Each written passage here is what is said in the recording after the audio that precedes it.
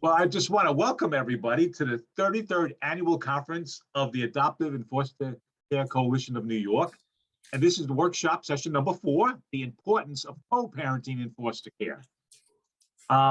In this workshop, we're gonna hear from Michele Favale, who is a New York State licensed marriage and family therapist. She has nearly 15 years of experience working with children, families, and adults in New York City. And Michele is the facilitator of the co-parenting foster family care program at Rising Ground. With her today so far is her co-worker, Charlisa Boxhill. Did I say your name correctly, Charlisa? Yes, you did. You got it right. Okay, thank you. And then we have Lyra Brooks, who is a foster parent with Rising Ground. We have Yasmin, who is a parent with Rising Ground. We have Alexandria, who is a foster parent with Rising Ground. So we have Michele and a wonderful panel. But before we begin, I just want to share with you, I'm Pat O'Brien. I'm actually the executive director at the Coalition, and I'll be the moderator on Zoom today. I want to remind everyone that training certificates are available for this conference. Now you must, now I want to put on the must, have your Zoom name listed as the name you want to appear on the certificate. So if you got any shortened Zoom names and you want your name on a certificate, you got to put your name on your Zoom, or else whatever's going to be on a certificate could be HH352 if you have, I'm just kidding. Just kidding, Ruth, but I'm just giving you an example. Yeah, you got to put the name in your Zoom. And I'm going to put a link to request certificates in the chat in a few minutes. Now, please note, if you have any questions during this workshop, please feel free to put them in the chat unless the presenter specifically asks for anyone to unmute themselves and ask the question. I will keep everyone muted for now so we can hear the speakers clearly. And if you put questions in the chat box, I'll share with Michele, what the question is. Now, additionally, we are encouraging all workshop presenters to add any handout slides, notes into their specific event within the AFFCNY.Network so that the conversation can continue after the workshop is over. So with all of that, and I will also encourage people to apply. If you're going to buy any books this month, I want you to buy books through our bookstore, because the bookstore is being very, and I'm talking not just books from the conference. I'm talking about any book you want to buy this month. If you buy it through our Greenlight bookstore, it'll, a donation comes to us. And also, I'll ask you to fill out an evaluation as well. So I'm going to put in the chat box throughout the workshop information about your certificate, information about the bookstore, and then ask you to fill out the evaluation form. So with that said, I'm just going to turn it over to you, Michele. That sounds great. So I'm going to share my screen because I do have a PowerPoint that I want to be able to share with everyone. So give me one moment while I get that up and running. All right. Let me see here. Give me one moment. I don't know if it's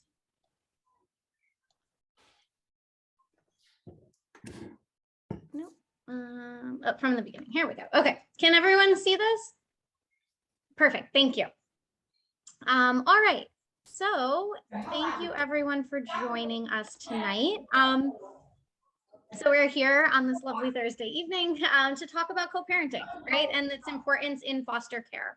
And so Pat did a really wonderful job of introducing myself and my team here tonight. So I'm going to skip that piece, but I do want to say that anyone, and I want to include Miss Brenda Burney as well.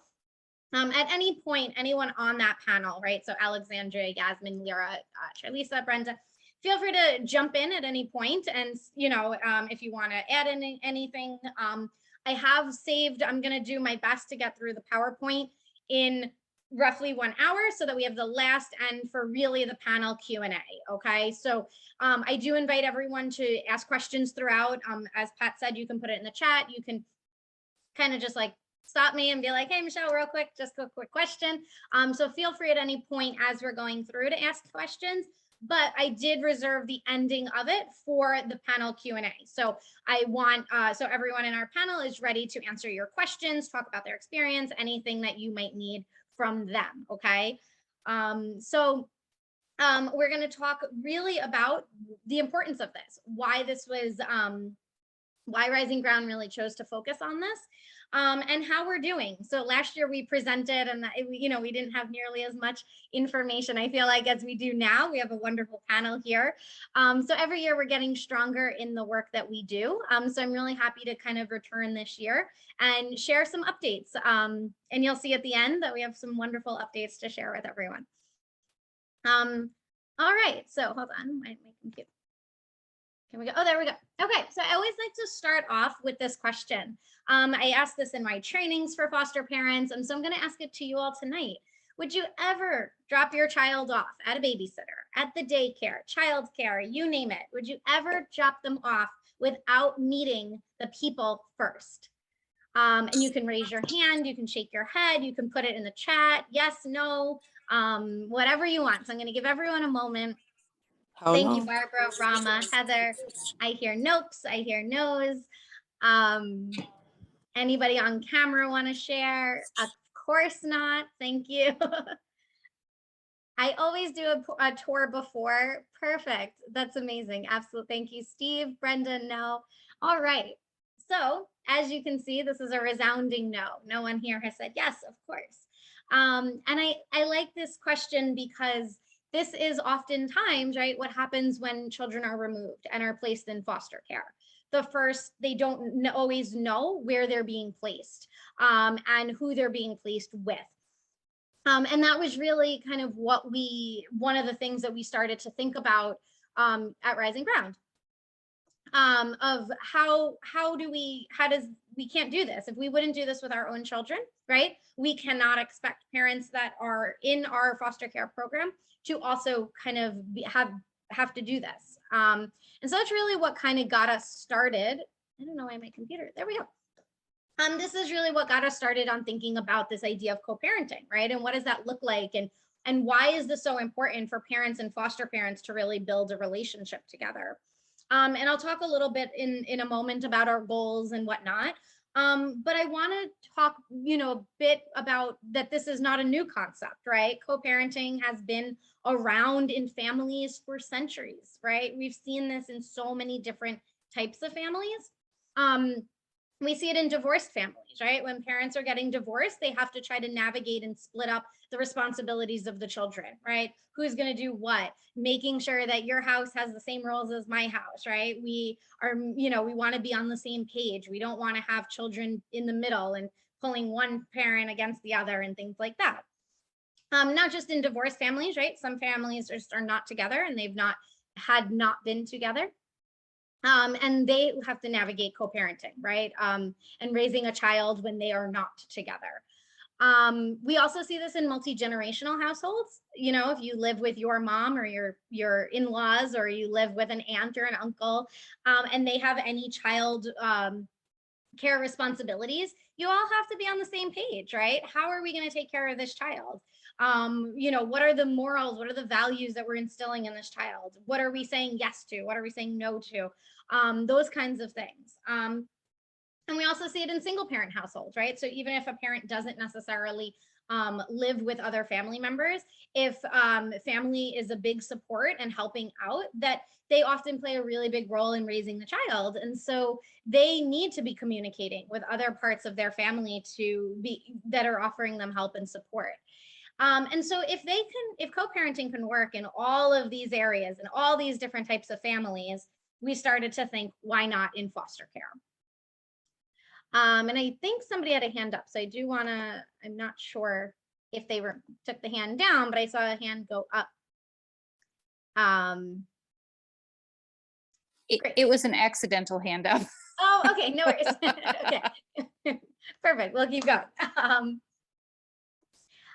So why not in foster care, right? And so the reason, there's some reasons to it. And first is, we really look at, there's still a stigma around, right? Why children come into care. I always kind of talk about, like, if you ever watch any TV show, right? They highlight like really ridiculous dramatic, kind of scenes around foster care all the time. And they don't always paint an honest picture of that, right? And so if that's kind of what we think of what the foster care system looks like, there's, we're kind of continuing the stereotype and the stigma around children being removed. And so there becomes this kind of barrier between parents and foster parents, or parents and staff, right? And we, if you're a parent impacted by the system, you hear ACS and it's an immediate kind of a negative association, right? And so we have to be very transparent with that, right? That there is still the stigma around this. And so that is partially why the work has kind of been very slowed and delayed in all of this, because it's been very new.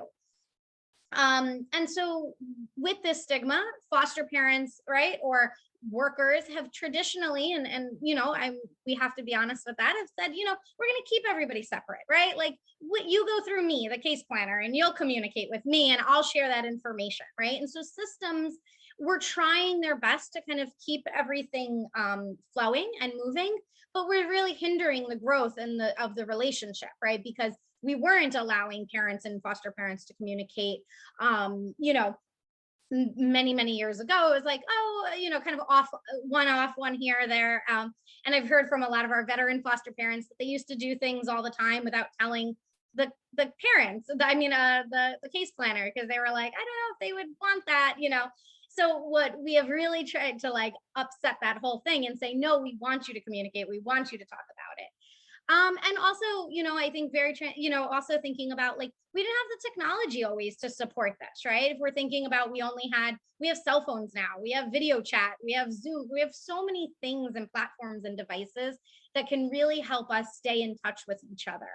And this increase in technology has really, really been able to help us build better relationships and communicate far more often than just at the office, right? In a physical place.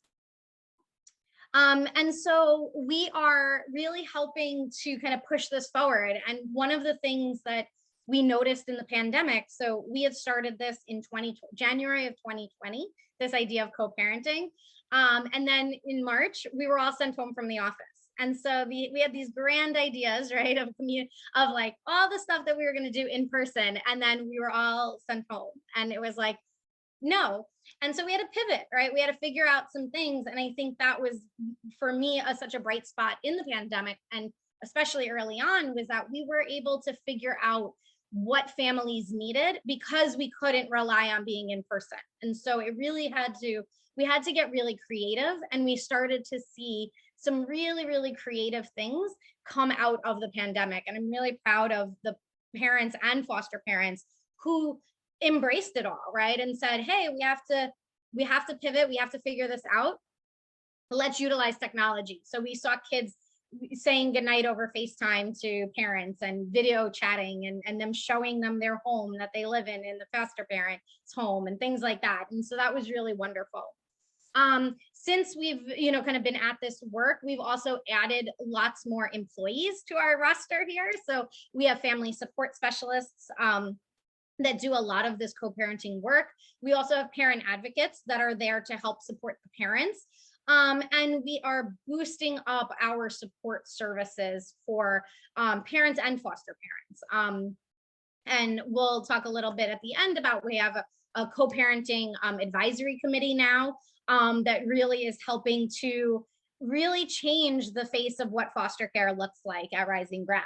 And so we're really happy with the results that we've been seeing over the past 2+ years, with the pandemic kind of thrown in there. So, and so very simply, what our goals are to create positive relationships between foster families and biological families. And that is our utmost important goal, right? Is that we want them to have a positive experience with one another, so that the children can feel supported from both ends, right?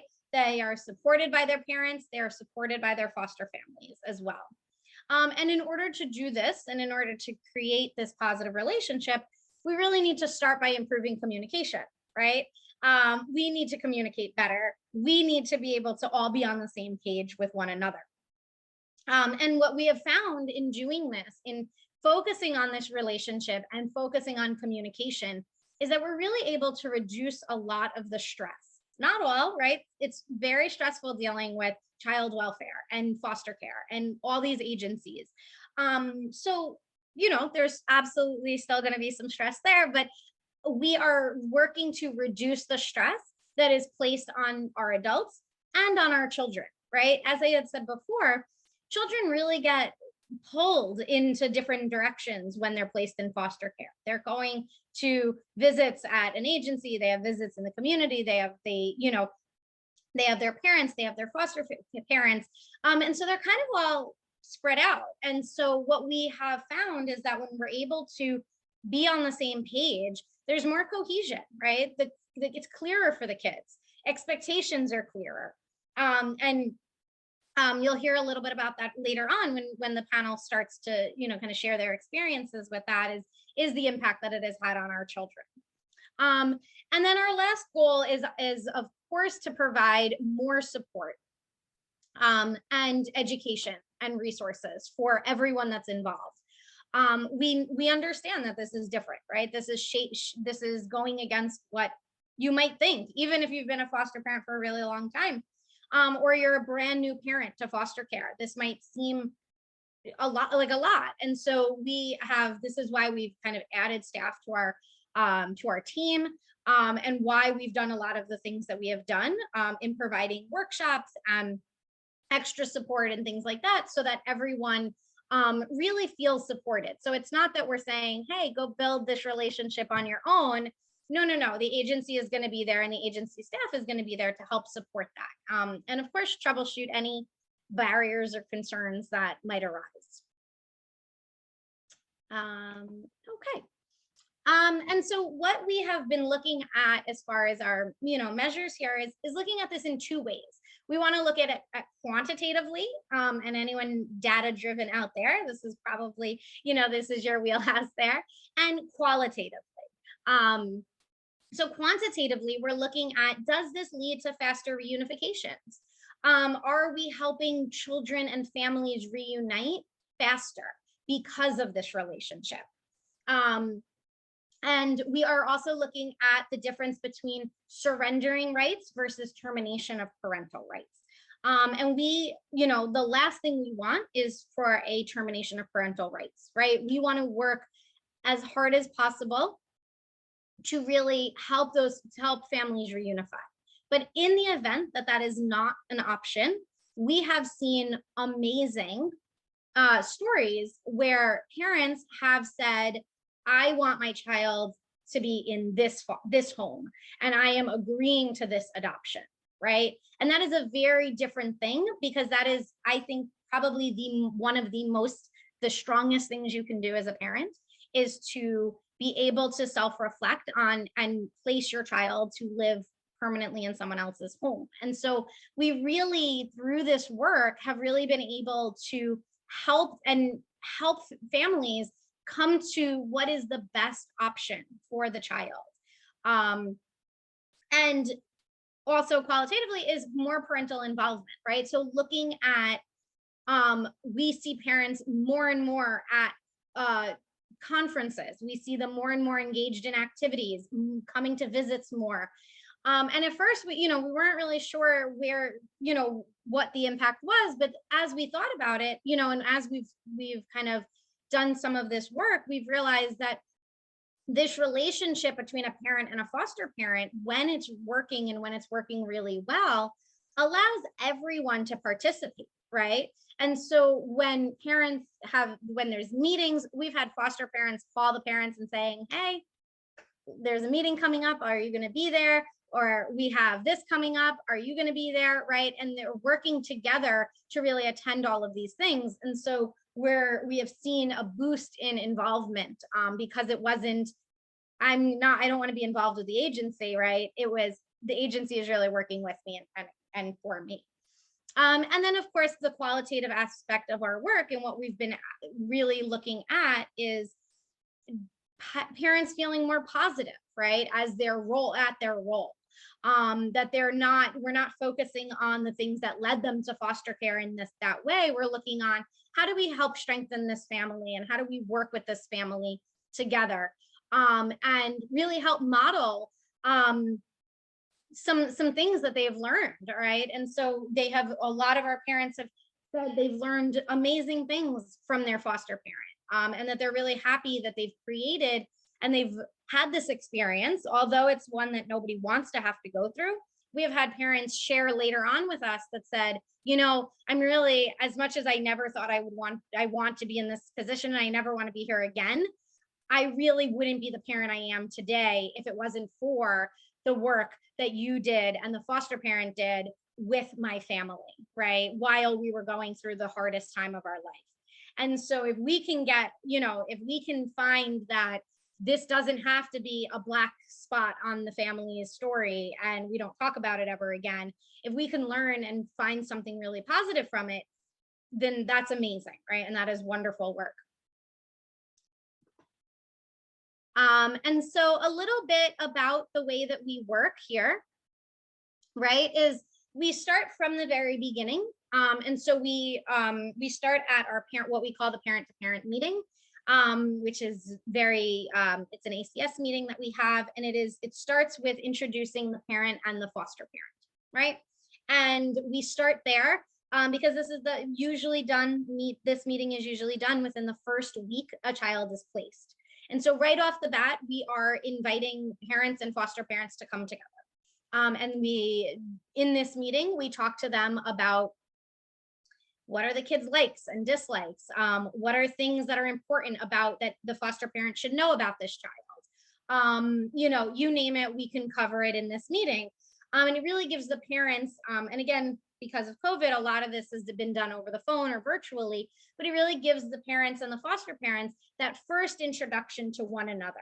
And so, you know, when I asked you all the question before of like, would you drop off your kid at a daycare, right? This is intended to be that first interview, right? Of saying like, hey, tell me about your family. My child is placed there. Tell me about yourself, you know?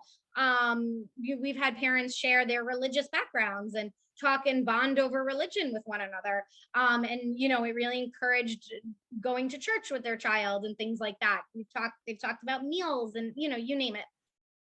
And so that's kind of the starting point for building this relationship. And then we talk about, you know, really being very inclusive of our names, I'll say, or the choice of words we use. And so we have really done a really big push to try to not use the terms bio mom or bio dad, right?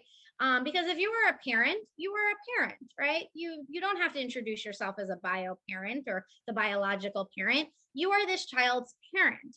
And so this small change really helps to, you know, kind of boost the parents saying, I'm still here. I'm still mom. I'm still dad, right?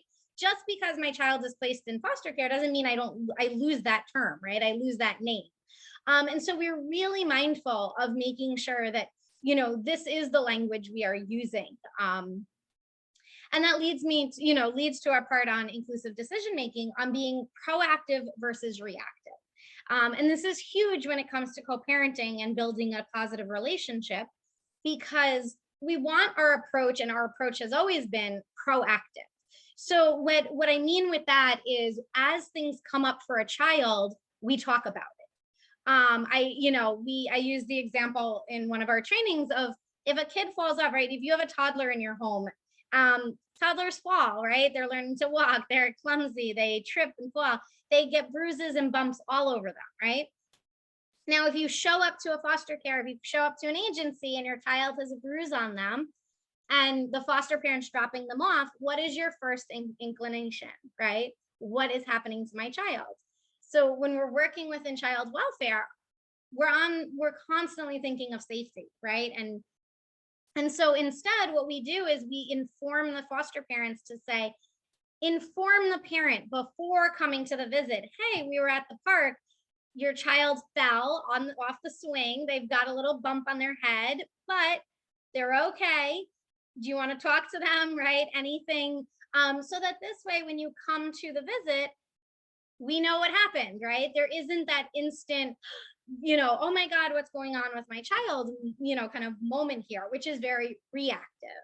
And so we talk about this, and we use examples of this proactive approach versus reactive throughout. And it really is about making simple changes to our day-to-day, right? So if a child is really struggling in school, we want to talk about that, right? We want to take that proactive approach to saying, hey, let's talk with the parents, figure out what's going on. Let's maybe talk to the teacher, right? It is not waiting until the report card comes out to saying, oh my goodness, this kid is doing terrible in school, and now we're going to ground them, right? What we want to do is we want to engage in these conversations very much throughout, and always think about how do we loop in the parents. And so one of our biggest points of contact for looping in parents and talking with them are the visit times. And so our approach to visits is this check-in, check-out process, right? Where we start a visit where the foster parent and the parent check in with one another. And it is, hey, it could be brief, right? I always say we don't want to cut into visit times, but we want it to be a few moments where the parent and the foster parent get to catch up. How's the kid? How is their week? Anything I should know about? Anything going on, right? Any updates that really need to be happen in the check-in process. And then the parent and the child or children go on their visit. And then after, the parent comes back and they check out and they say, oh, hey, the visit was great. They, talk whatever, anything upcoming for the week, blah, blah, blah, blah, blah, right? A check out process. And the reason this is so beneficial is because one, right, there's two reasons. One is because in this check-in process, we can cover so many things that is proactive, right? So if a child wants to get their hair cut, or they want to join the choir, they want to join a sport team, whatever, the foster parent can talk to the parent at that check-in and saying, hey, your son or daughter, right? They have a few things that they want to do. They were talking about maybe joining the basketball team. They were talking about getting their hair cut this weekend. What are your thoughts on all of that? Why don't you guys have a discussion and then let me know what you guys come up with, right? And so then we can really keep our parents engaged and involved in this whole process. And so this check-in, check-out process has really then decreased the need to communicate necessarily outside of the visit time, right? Because if we have, say, two visits a week or one visit a week, we're able to kind of keep in touch. And then anything that we haven't been able to cover, anything in the moment or whatnot, we can handle at some other time, right? And so, some of the topics that we talk about in whether it's on visits or whatnot is school, as you could imagine, right? School is a huge topic. So we talk a lot about school, where the kid is at, what's going on, how can they help support their academic progress, or, we've had parents do homework with the kids during their visits and stuff like that. We also talk a lot about medical. So just today, we had a parent and a foster parent go do it virtually. But the foster parent FaceTimed the parent at the doctor's office because the mom had a lot of questions and concerns around the vaccine for her child. And she wanted to hear from the doctor about whether or not the doctor thought it was safe to give her daughter the vaccine for COVID because her daughter has sickle cell. And she was really concerned that her illness would, something with the vaccine. And so the foster parent said, you know what, why don't I FaceTime you when I'm there? This way you can see the doctor. You can ask all the questions so that I don't, it's not me relaying the information, right? And so these are things that when we're talking about really being proactive and inclusive altogether, this is one of those really wonderful examples. And it was really wonderful to see that, they were all there together, kind of listening and hearing and asking questions and sharing and making sure that the mom was really good with the information. Foster parent knew what to look out for if there was a reaction. And they created a whole follow-up plan with the doctor, right? And it was done all together. She could talk. Okay. Oh, sorry. Does someone have a question? No, somebody's mute got unmuted. Oh, got it. Okay. And then also, we always kind of take holidays and be very mindful of the holidays, because holidays are a really difficult time for people in general, right? And then you add in foster care and splitting of families and stuff. And so, and in a little bit, I'm going to show you some really wonderful things that came up as a result of Mother's Day approaching, just recently passing, sorry. And so I'm really happy to highlight some of that work around what our families did around Mother's Day, that just stand out, right? And are just really go above and beyond the call of duty here for fostering. And it's just, it makes me so excited to see that these are things that are once thought were impossible, are now really becoming just like everyday occurrences for our families. And the love and the support that has really come from doing this in this way. And then also, we kind of have this really fun newsletter, which I'll get to at the end too, because we have some additions to share with that. So I do want to take a pause and see if anyone does have any questions. I do see in the chat, is the child present during the check-in? Right. That's a great question. It really does depend on the age. So if they're a baby, maybe not. If they're of age, it depends on, if they're, older and can understand what's happening, it does depend on the content. So if there's a concern and we talk about like adult only conversations sometimes, right? Is like, is this something that we need to have the child be stressed or worried about? If it's just like everything's great and we're highlighting a really amazing week, then it's okay if the child is there. But if it is something that we really do need to talk about and communicate about, then we do want to make sure that maybe we ask someone else to watch the kid, in another room for a little bit so that the adults can have a more honest conversation, right? Charlisa recently has had some, and she could share later. She's had some, situations with a child and the families that she's working with. The child is really struggling in school and has kind of is struggling a little bit with some body stuff and touching and hands everywhere, and might have hit a child recently. So those are topics that we wouldn't want him to be present for, because we think we need the adults there to kind of let him relax in the other room, and let's have the mom and dad and foster mom and foster dad really have those conversations to try to figure out what's going on for him. So it really is going to be case by case, I'll say. I'm going all over the place. But really great question. Is there any other questions as we take a quick pause?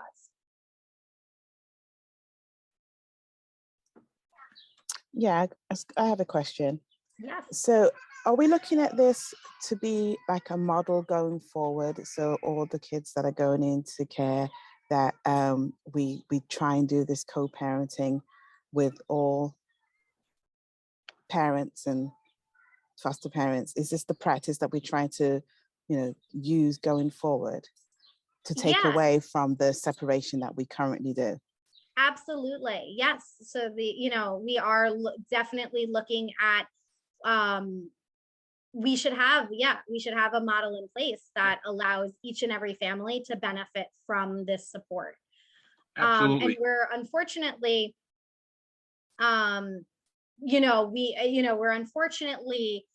we don't have the staff or the manpower, over at Rising Ground right now, but we do, and we'll talk a little bit about what we do when we can't work with every single family directly. But absolutely, we do want to have this be offered to every single family and parent. So give me 1 second, because I'm reading 2 things in the chat.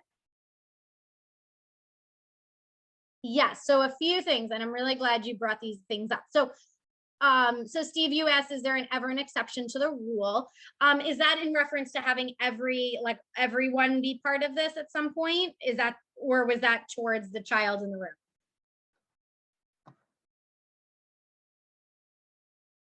I'll give you a second there. I think it's the exception. My thought is that you're asking, is there an exception to doing this with all families. And so I'm going to get to that in a moment. I do have a slide about when we need to prioritize other things maybe first. So hold off on that question. I promise you I will answer it. And so Barbara, you asked a really great question around attorneys and stuff. So yes, we have had a lot of situations. Particularly, I've seen it a lot in kinship families, right, where attorneys get involved and are adamant about no contact between the two families. And so a few things that we have to be creative here. One is, this is why the support of the workers are really important, because we can still do this work even if they can't talk directly. So what we can do is we can still be able to share the essence of our work. And I mean that by communicating with a central person. So Charlisa is our family support specialist, and she is there to support parents and foster parents through this work. And so she could become the point of contact for situations where the attorneys are putting a barrier in between their communication. It is not ideal, but the idea then would be that we're still talking to the parent through our worker. So we're not saying the parents don't have any rights or any say. What that would mean is that during our check-ins with the foster parent to see how everything is going, we're going to make sure that we're covering everything, right? So we're going to make sure we're covering school, medical, all of this stuff, and making sure that we then can relay all the questions over to the foster parent. The other thing is, in our trainings, which I'll talk about in a moment, we talk about creative ways to include parents. So what I would invite, through the use of the worker is saying, like, on your next visit, could you bring artwork that the kid made at school to share with the parent, right? We would have to do it that way, so that this way they're still communicating and they're still involved with each other, but we're doing it obviously in accordance with what the law and the lawyers are saying to us. It's not ideal, but obviously it is. But the essence is still there, right? We're still trying to communicate together about the mutual care.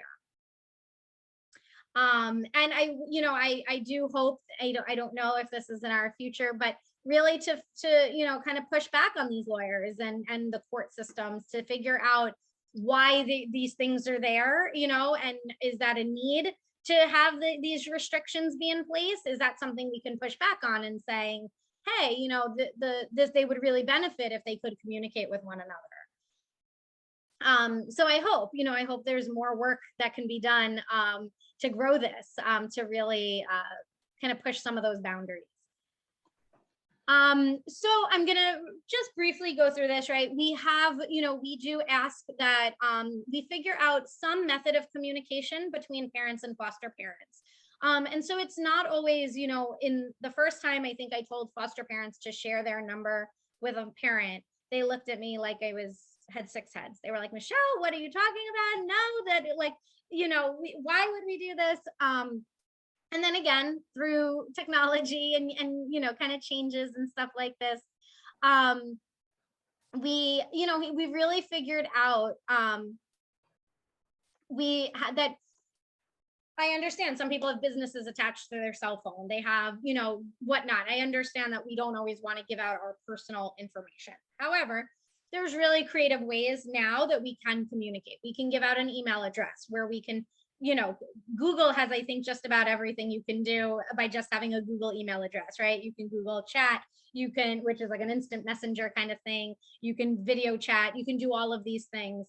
And so I take all of this, I don't know if I said this earlier, but I have taken everything that parents and foster parents have shared with me, and I share it with everyone else. And so these were not my ideas. These are what parents and foster parents have done to really be creative in their communication. Specifically Facebook, because I thought this was pretty cool.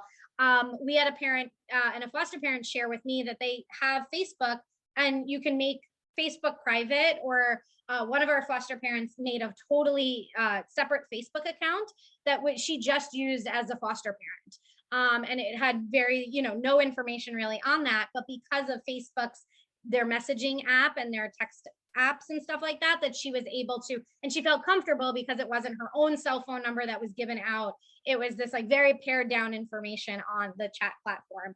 And so I would have never, to be honest with you, thought of that as a way of communicating, but she did. And it really has worked really, really well for her and her families. So I share that with everyone.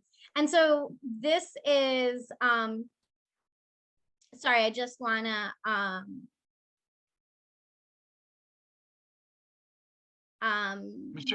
Michelle, we'll come back to other questions in the chat. Finish the okay, presentation perfect. so we I can was get like, to that the was a long panelists. one. Yes. So I was trying to read it real fast. Okay. It goes without saying, everything we do is in the children's best interest. And this modality is in most children's best interest. But we're Correct. not gonna do anything that hurts children. So go ahead. Yes, yes, yes. Absolutely. And Edith, thank you. I also Google numbers. Yes, Google numbers are non-traceable numbers. They oftentimes aren't even in like the same zip code because I think all the New York City ones have been taken at this point. So you might get a crazy number, but it's a free service. You can, it's a non-traceable number and it's really wonderful. And so we do say that this is in the best interest of the children because children love their parents, right? Let's talk about whatever, we can talk about this for hours and hours and hours, regardless of what happened, right? And we don't want to push parents away that are trying to be involved, right? And we know this from children that have been adopted, not even through foster care, just in their own lives, right? Just general adoption, children who've been adopted through foster care. At some point they grow up, right? And they look for their parents and they want to make amends with their parents, and right. And so if we can do the best we can to, even if that child does not ever go home, if we can help them to establish a relationship with their parents and not hurt it even more, that is what we're aiming to do, right? And we're doing it while they're in our care and foster care, with the guidance and support of the staff, which are trained and are wonderful at the things that they do. And so I did want to come back. Oh, real quick, I'll talk about this. So because we can't work with everybody, because we don't have enough workers, I wish I could clone Charlisa and all of our other staff, because it's really, really hard. We have Rising Ground is huge. We've got 2 big offices in Brooklyn and the Bronx. And so it would be impossible. And I think Charlisa would quit if I tried to give her any more work to do. So we can't do all of that. So what we do is we have a 2-hour training that we offer in 3 different ways. So the first group is all of our staff. We want in family foster care to be trained in this modality, because we need case planners, we need supervisors, we need everybody on board with this, right? I can't say, hey, exchange telephone number and contact information, and your case planner is saying no, right? So that's definitely something that we need to make sure our staff, we're all on the same page. We do it with our parents. We have a workshop series, and this is one of our workshops that we do within a series for our parents. And it talks about the importance of building the relationship with the foster parent. It looks at why that's really difficult as a parent, right? It really looks at, I get you want to be mad at this person. I get you think they're trying to be a better parent than you, right? And I understand, let's work through that hurt. Let's work through that so that we can build that relationship. So that one is really very self-reflective and looking at our parents and why this work is difficult for them. And then our last group, of course, is our wonderful foster parents. And when we do it in 2 ways, someone, I think earlier in the chat, said something about MAP. So we do it during our MAP training as part of being certified to be a foster parent with Rising Ground. And then we also do it as a monthly recertification training. And the reason we keep it monthly is because we learn so much from each other. And I love the trial and error.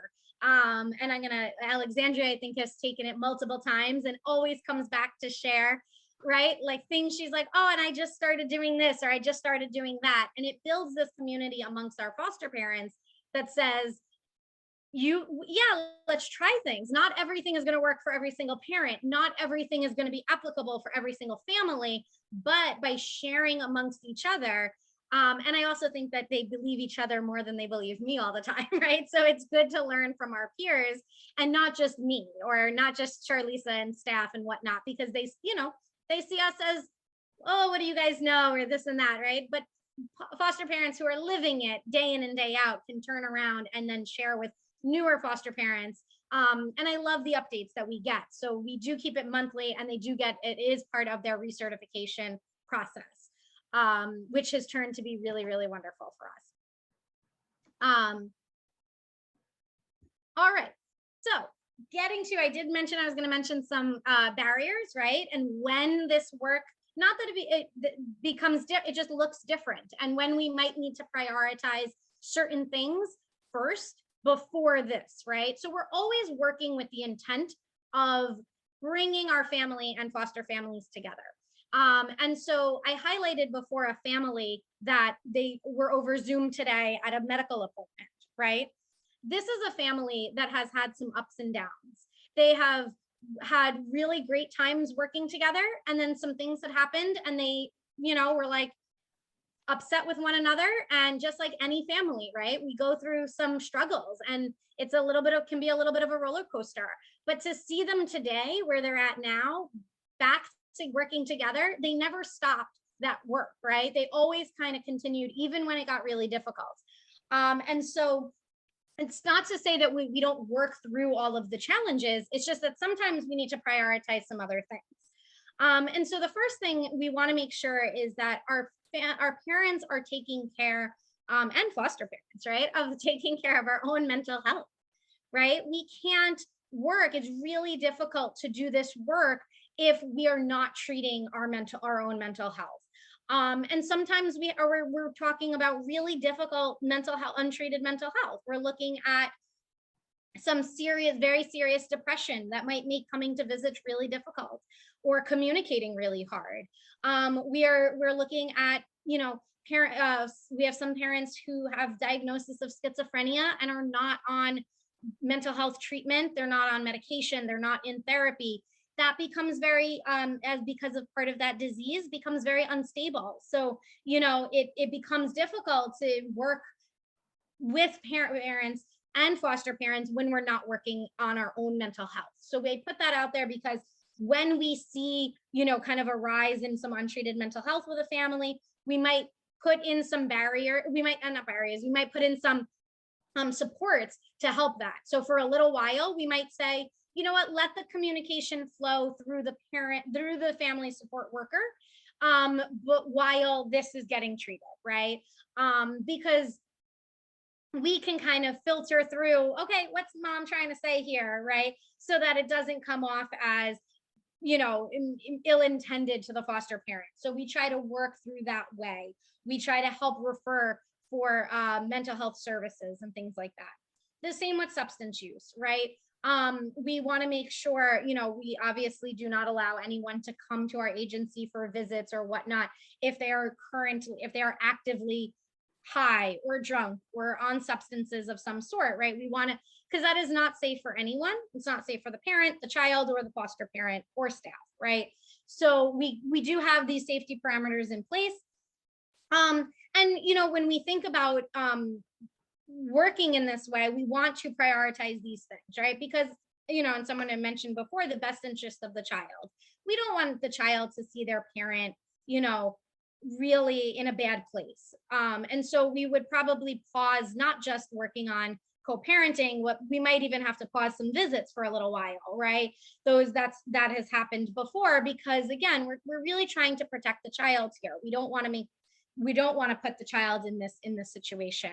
But, you know, so these are probably the two standout moments where we would say, you know, let's really pause this here. You know, we work through trauma, we work with kinship complications. So we have families that have a long history of, you know, I don't want to say issues, but complaints with one another, right? We have a long history, you know, our families don't always get along. So we have to always, right? But if your sister is the foster parent, or you're, you know, or you're taking in your sister's child, we want to separate out your family drama and say, okay, how do we continue to realize and support that she is the child? I mean, she is the mother of this child, and she is important here. And we have to sometimes put our own differences aside for the best interest of the child. And so these are times where, you know, it makes it a little bit more challenging. And we've seen, right? We've seen courts say orders of protection and all of these things that really some red tape that make it a little bit hard to navigate around. All right. So I'm really excited, Alexandria and Lyra, I left your faces here because you're here tonight. But for confidentiality purposes, I've blocked out some other people's faces. So I do want to highlight some of our work in action here and this benefit of this work. So very recently, just this year in 2022, we created a parent and foster parent advisory committee. And in April, we had our very first meeting. And Yasmin was also a part of this group, but she had to leave early. And there were a few parents that couldn't make it on that day. So we do expect our advisory committee to grow. But the really important thing here that I think is really phenomenal about this photo is that I don't know who is a parent and who's a foster parent. And actually on the day of this committee meeting, we didn't ask them in the beginning to disclose whether they were a parent or a foster parent. And we just said that we're here together to really work to better the agency, right? We want to work together as a team. And the only way we can do that is by bringing you all together in this room. And as you can see, that by the end, we were at hugs and it was wonderful, right? We shared lunch together.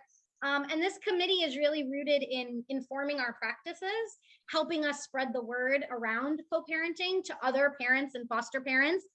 People have started recruiting you know, we meet bi-monthly and they've been recruiting. And so for other ones, they want to host events. I wasn't sure if someone came off mute for a moment. Yasmin said it was a wonderful program. Yes. So I wanted to, this is new, very new for us this year. And we hope that this grows and continues in the work that they do. Hold on, there we go. Very excited about my technology here that we were able to get a few copies of our newsletter. This is our most recent one for May. And this one was back in August, but every month we put it out. It's called the Parents Corner. Again, keeping in mind that we do not state parents and foster parents separately. We're bringing everyone together. So it's all the same information. Every month we kind of highlight something new. In May, we're talking about visits and, you know, kind of the weather's getting nice and how do we work together to make these visits maybe out in the park and do things like that. And anytime we have events and we share information, we always share it for parents and foster parents. So, you know, this was our back to school event. And we shared information for, you know, where to get free backpacks and this and that and all this stuff. And so I just wanted to share that with you all. This might be my favorite, absolute favorite update. This was just on Mother's Day. You'll see here, these were gifts that our wonderful foster parent, Miss Lyra Brooks, brought to the agency to give to the parents of our committee.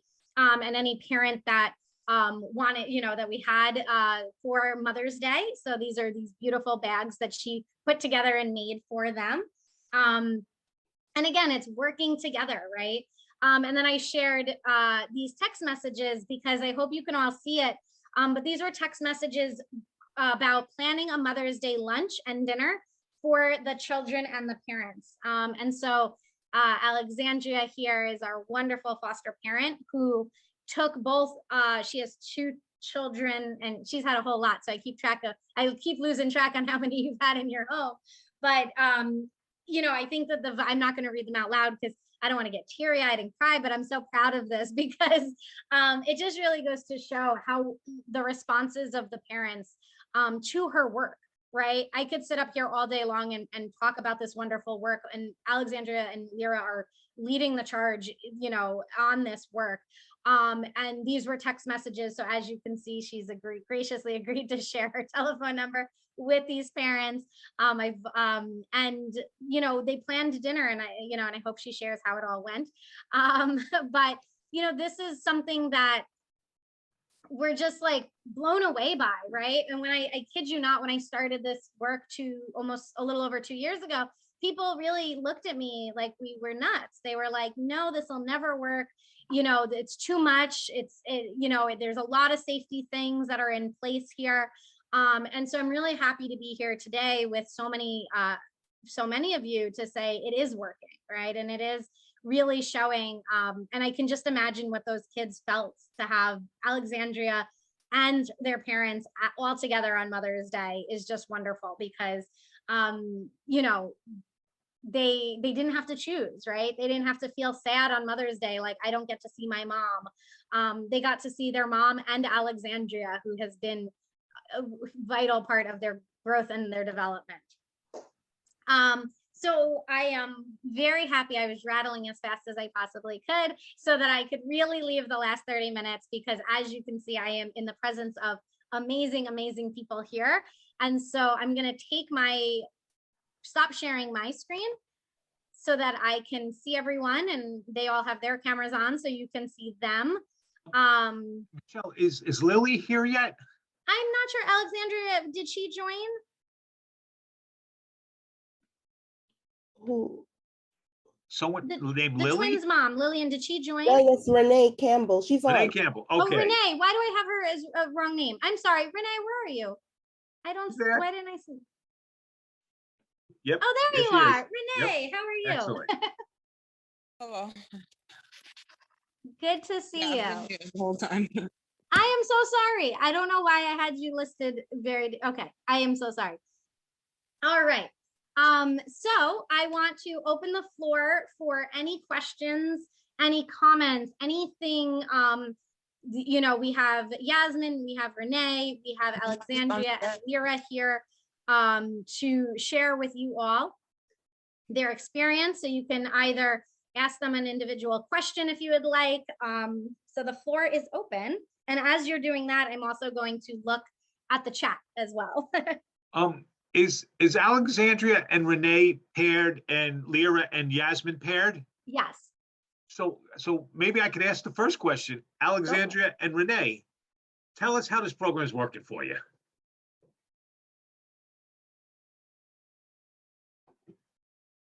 And you're both on mute at the moment.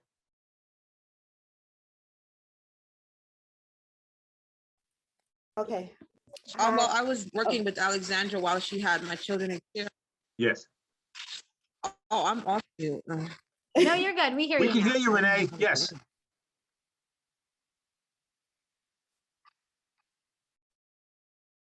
All right. It's freezing. Sorry.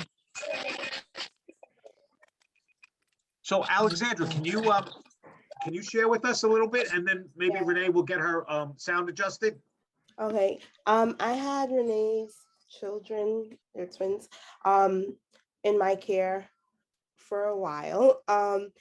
And over the time, we grew an awesome relationship. We were able to exchange phone numbers, meet up, and I was able to contact her if I had any trouble with the kids.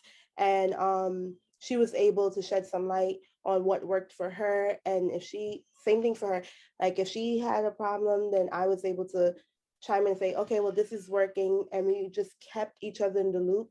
And it was just it wasn't any division or anything like that. And when we did that, the kids saw that we were working collectively as a team, and it just reduced the stress of it all, because you know it's traumatic for kids to be removed. And when the kids went, because we grew such a good relationship, when the kids were returned back home, I was still able to be a vital part of their life, and I'm able to see them. I can call and say, hey, can they come over? Or they can call me and they'll be like, I want to come over, and they still get to come over and we do everything together. All right. And Renee, are you able to say anything? I know you're having sound trouble.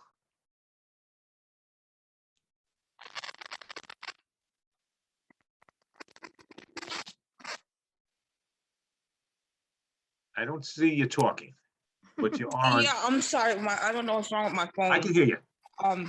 But can you hear me now? Yes, yes. Yeah. We hear you. She might not be able to hear us. Hey, Lyra and Yasmin, tell us a little bit about how things are going with this program. Well, I love Miss Brooks. At first, she was hesitant on speaking to me because of the situation on how we met. I was also, because I was also hesitant and I was nervous because in person, I don't know who she is. But the first time speaking to her, I was comfortable, you know, a sense of relief, trust, and now just the relationship that I built with her and what I know like there's strengths and she helps me as well. She doesn't just help my child, you know. The relationship between me and my son has become stronger, and things that I wasn't able and capable of doing because of the situation before, it rekindled basically, you know, and I don't know, I just love her so much. She's there. I can talk to her just about whatever I'm going through at the moment. It doesn't just necessarily have to be about my son. She's just like a really great outlet, positive person for me. She helped a lot. Lyra, did you want to share? You're on mute, Lyra. Sorry. When I first met her, it's unfortunate, not a part of Rising Ground, but her child was horrifically abused.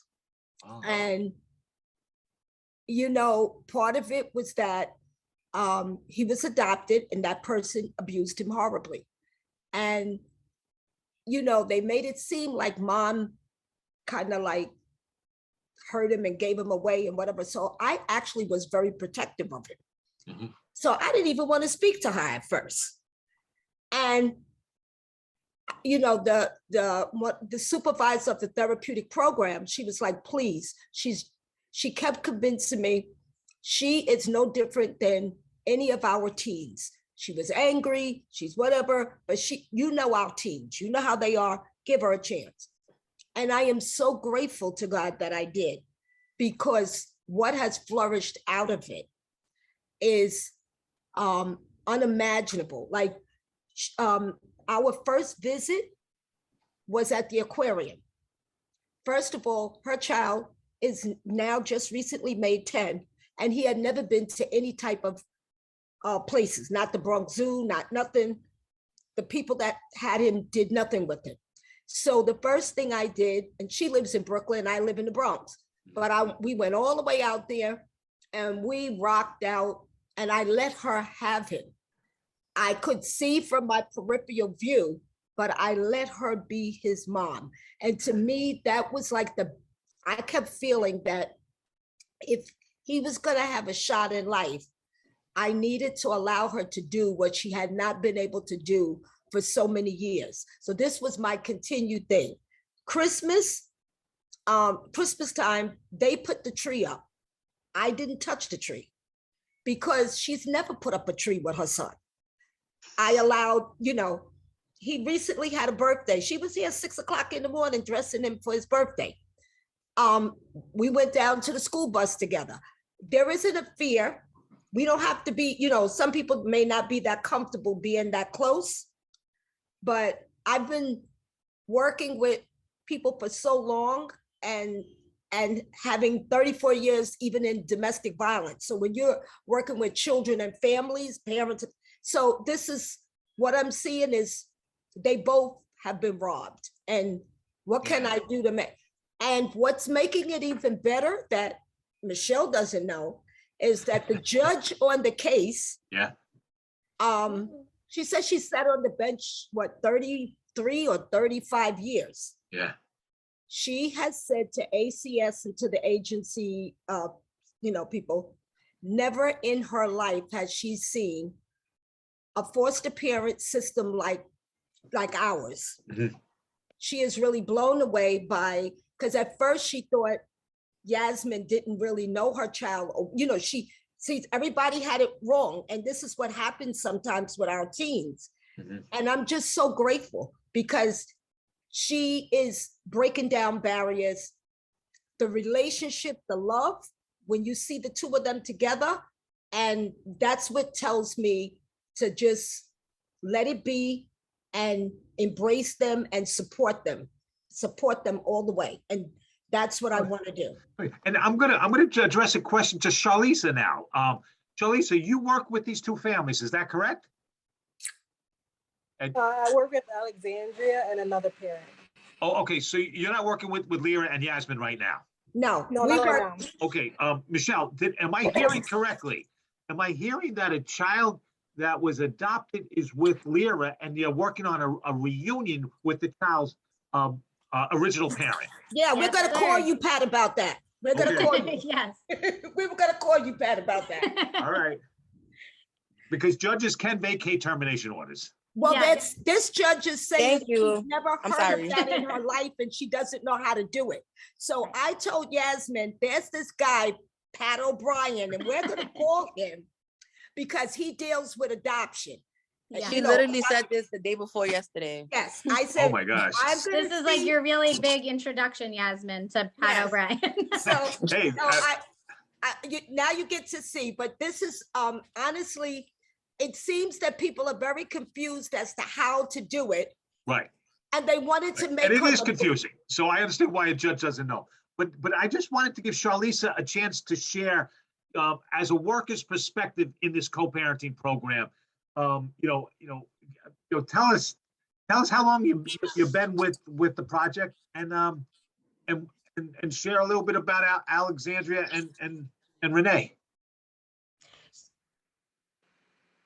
Sorry, I've only worked with Alexandria and another parent. I'm not really familiar with Renee. Okay. But since co-parenting started earlier this year, I've been a part of it, working with 3 families right now. And we're getting new cases every other day, every week. So co-parenting I've been with Rising Ground for a year now, and it's something new. Like, I really like the initiative. As Michelle said earlier, I have a child, a family whose child is really struggling with like body awareness. He gets really hyper and excited, and he lashes out sometimes. Last week, Thursday, we had a visit and we had a co-parenting session with both parents. The foster parent and parents sat down to adjust his behavior in school. And ever since, they had that session with each other, the mom spoke, both the foster parent and parent spoke to the child. The child hasn't had any behavioral issues for the whole week. So it's been like a huge change. We're seeing a change in, his behavior. And actually, he's intact. The child is intact. And the parents are invited to his recital in June if he chooses to participate. So, they're coming together on their own and supporting the child through whatever he wants to do. Thank you, Charlisa. Renee, how's your sound working right now? Can you hear me now? Yes. Yes. Hear you very well.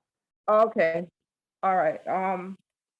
Well, I didn't know that it was like there was official name for co-parenting. We just happen to have like a natural like kind of bond between our kids because she really loved my kids and my kids are my kids. I love them myself, and they have some challenges, and she was just very accommodating to being able to communicate with me, how I could help them by communicating with her.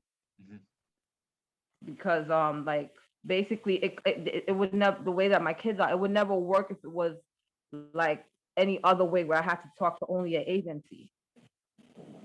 So it was like the most natural thing. I didn't even know it was like a program or anything. It was just like the only way it could be for me.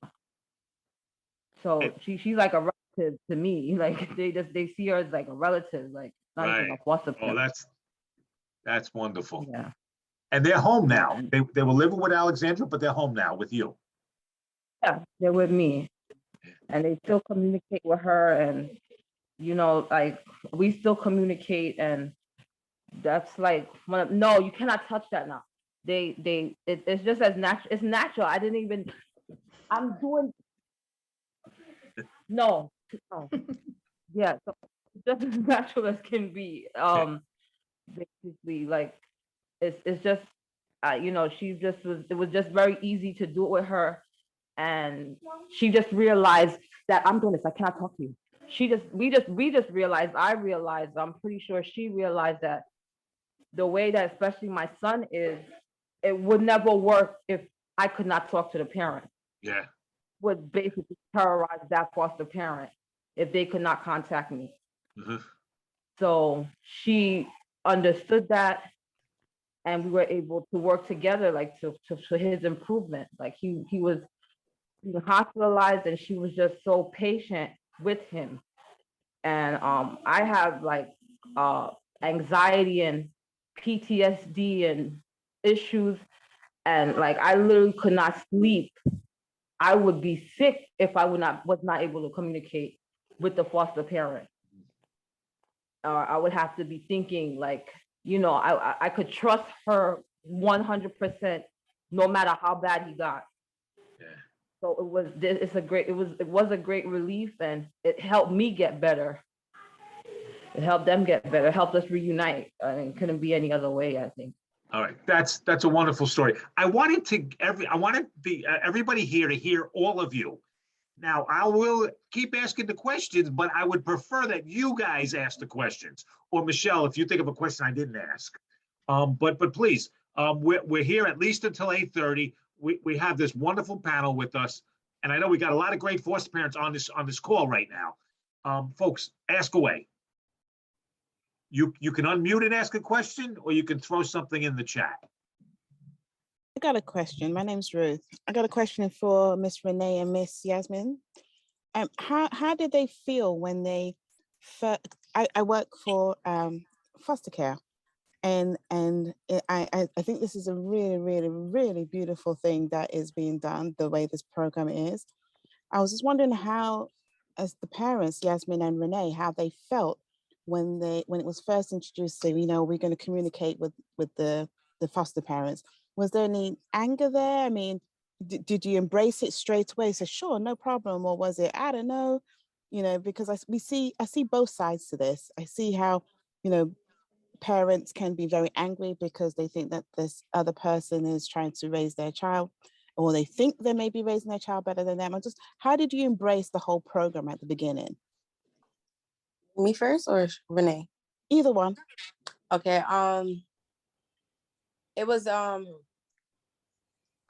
a really big sense of relief because the people that adopted my child, the very first people, they were also my foster parent, foster family, I guess, whatever.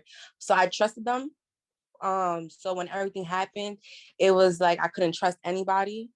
So me being able to communicate with Ms. Brooks, and then me and her come to understanding, well, hey, look, I'm willing to let you come see him here. We can go out, for an outing. And then actually being able to see her in real life, speak to her and everything. It was like a happiness. It was just like a whole bunch of positive feelings for me. It was nothing negative. I don't know. It's just her as a person. Her energy is beautiful, so it's just like, she's a helpful person. So she's willing to help anybody she can.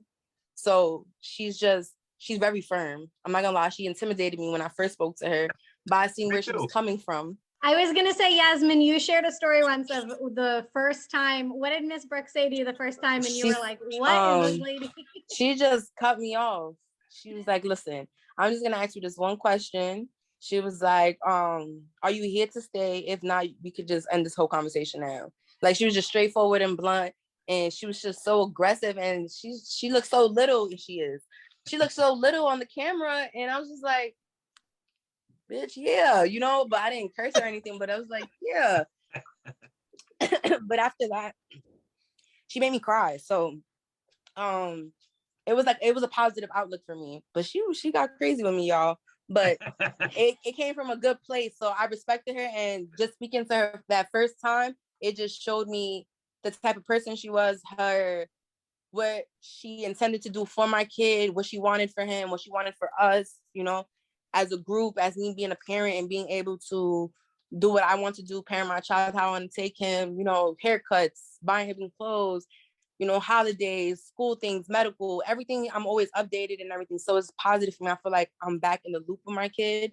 Before, it was more of a beneficial thing. So whatever benefits them, then my kid was basically like a pawn.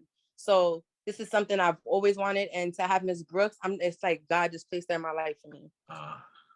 Thank you, Yasmin. I have a question for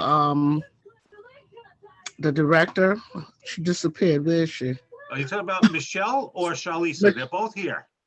Charlisa, the young lady who spoke. Michelle. Michelle is the facilitator. Hi, Michelle. Yeah, I have a question. I'm a foster and adoptive parent. I've been a parent for many, many years. One of my most memorable and I would say good experiences was being able to establish a positive relationship with the family. However, I want to ask, how do you handle families where that's not working? Because it does not always work. Yeah, absolutely. And so, I think the first thing we want to look at is what is the history, right? So if it's a kinship family, and what is the we come in and if we're starting to work on years and years of you have not gotten along with this person for the past 15 years, that might be a situation where we have to say, like, let's be very realistic about what kind of our expectations are going to be. But what we do is, again, and I think I mentioned this before, is that I want to look at why isn't it working first, right? So we want to work through the noise of like what's not working, because even in a lot of our challenging cases, we can come up with a way that we can still hear each other.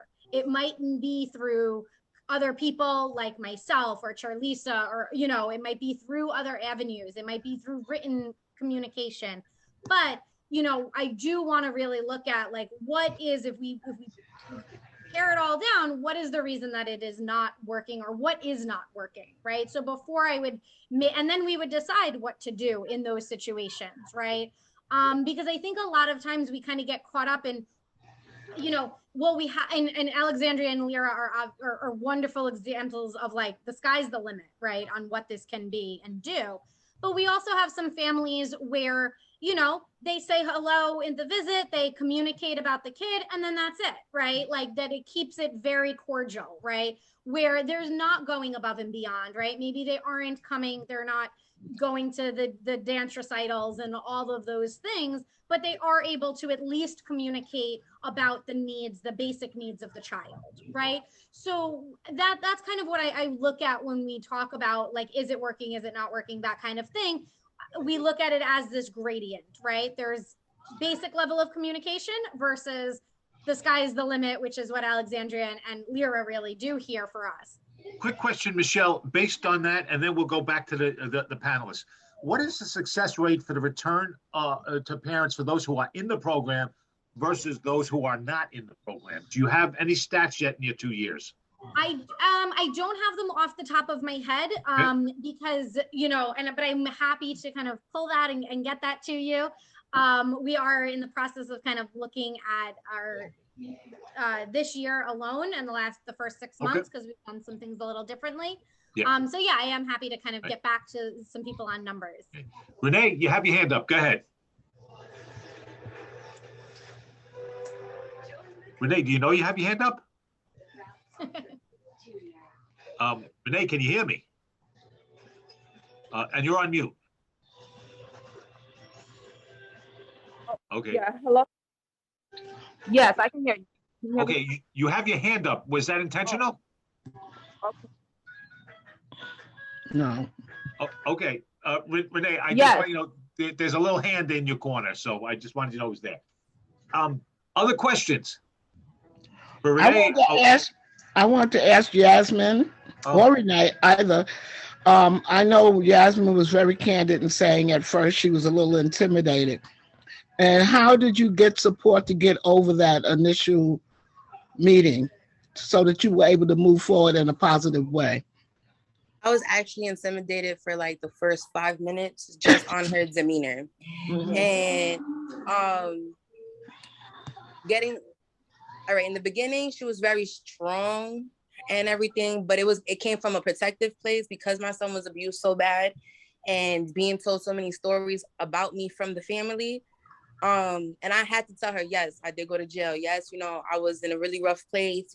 I was honest with her, but everything else that was said negatively where I ever abused my child or anything, it was false. I have no problem opening up to you, telling the whole story, later down the line, you have any questions, you're always able to ask me, So the first 5 minutes, I'm not gonna lie, she was real strong about it. Yeah, okay, but getting to hear what she had to say and where she was coming from and what she wanted for my son, it was like, if anything was to happen and things weren't to work out, the way I know this is somebody I can trust, somebody I would want my son to be with, where I know regardless of what happens, he's gonna be okay.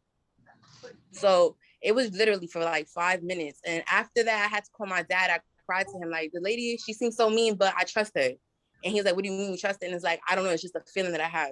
I don't know what kind of feeling it is, but it's like, and from there, it's been peaches and cream. Like, I love her. Like, she was my own grandmother, mother, whoever, auntie, whoever. You brought up grandmother, mother, and Antoinette's question was to Renee also. And Renee, and Alexandra, I'm thinking there might be a difference in age between the two of you, and generally it's the foster parent who tends to be the older one. And I was wondering, in your circumstance, being closer in age, was that a help, a hindrance? What do you think? I never thought of it like that. I just in my mind, I know that Alexandra is younger than me. So in my mind, I had a kind of insecurity about that. In my mind, like she's younger than me, but she's responsible enough to be a foster parent. Yes. But from her constantly reaching out to myself, not only myself, but my grandmother, my older son, that stuff just left my mind. And it just seemed like working together as a team, everyone was the most productive thing to do in that moment, like for the benefit of the children. Like there could be no divisiveness between us because it wouldn't be productive for the children, not even for reunification, but just for their mental stability, period. It would have some type of bond, some type of co-parenting would have to exist. All right. Lyra, did you want to ask a question? Yes. Yes, I was like the mama bear, kind of, with my, but my question was, are you in this for the long haul? I'm sorry, Ms. Brooks. I was like, are you in this for the long haul? Because really what I was saying, don't come this way if you gonna play. Right. Because I don't want him hurt again. You know what I'm saying? But, yep. And then after that, when she said yes, I took her at her yes. Yeah. Because the other part was when she began to say some things that happened to her, what I heard was child in care, teen in care that had been failed. Teen in care that had been failed. Who has nurtured her inner child? So my thing was to just be there for the both of them. And it has been working really great. But I did want to touch on one thing. I have had a case with two siblings, and the mother had severe untreated mental illness. And I worked with it. I actually kind of co-parented with her. Oh, good.